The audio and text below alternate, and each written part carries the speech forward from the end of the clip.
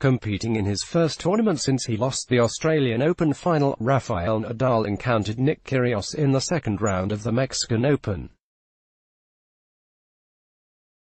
The Spaniard went into the tournament chasing his third title at the ATP 500 event. However, his two victories at Acapulco were before the event switched from clay court to hard court in 2014. Heading to the Kyrgios match, Nadal had a 14-1 record at the Mexico Open, winning 28 of his 30 sets at Acapulco.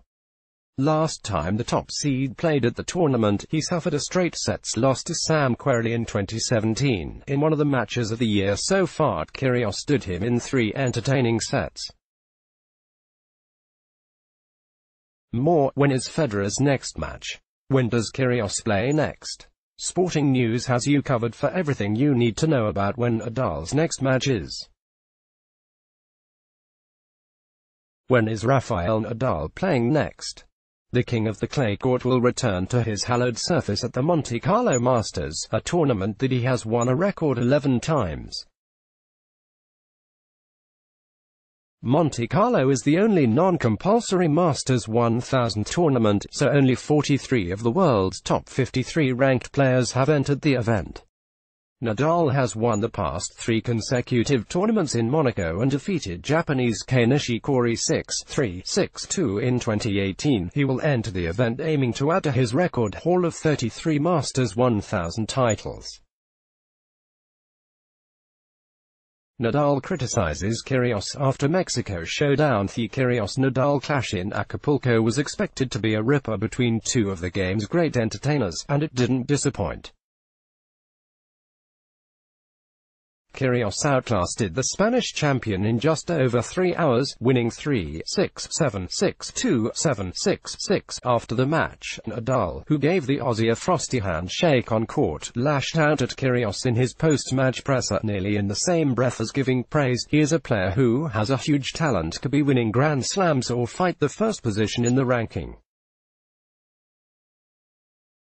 He lacks respect for the public, the rival and himself, Nadal said.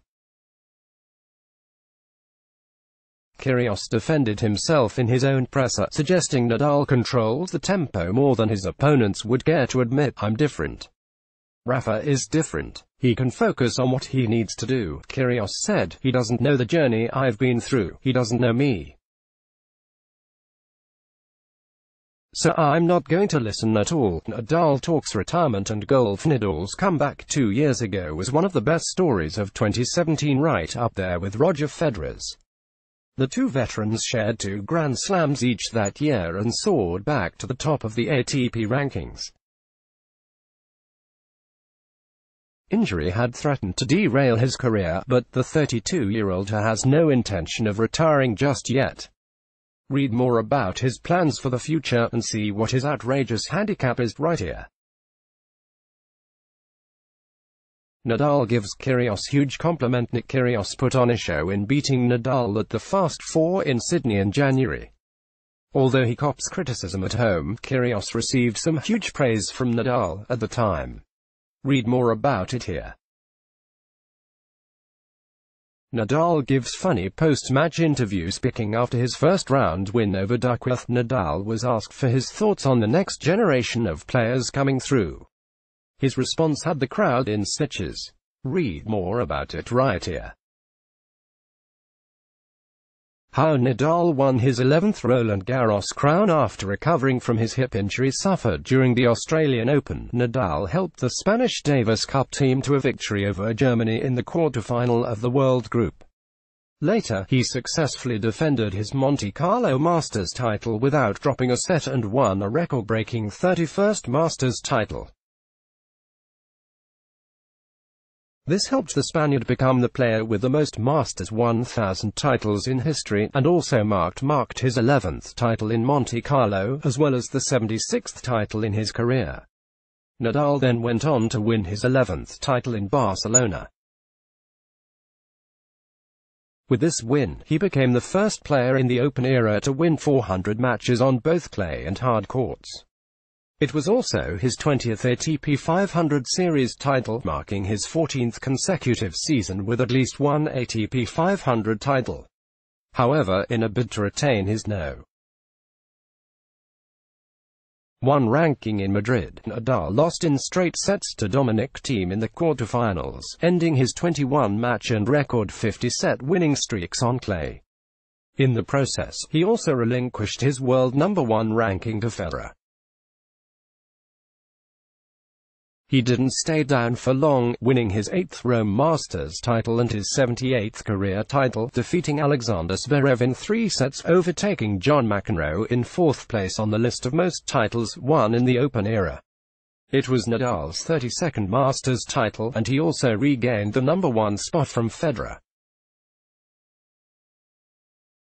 In what seemed like a heartbeat, Nadal cruised to an unprecedented 11th French Open title after dropping just 1 set all tournament, beating Thiem in the final.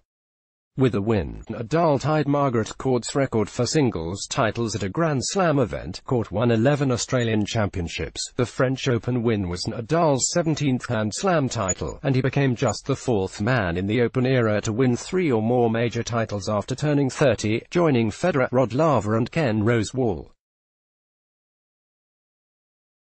What injury did Rafael Nadal have?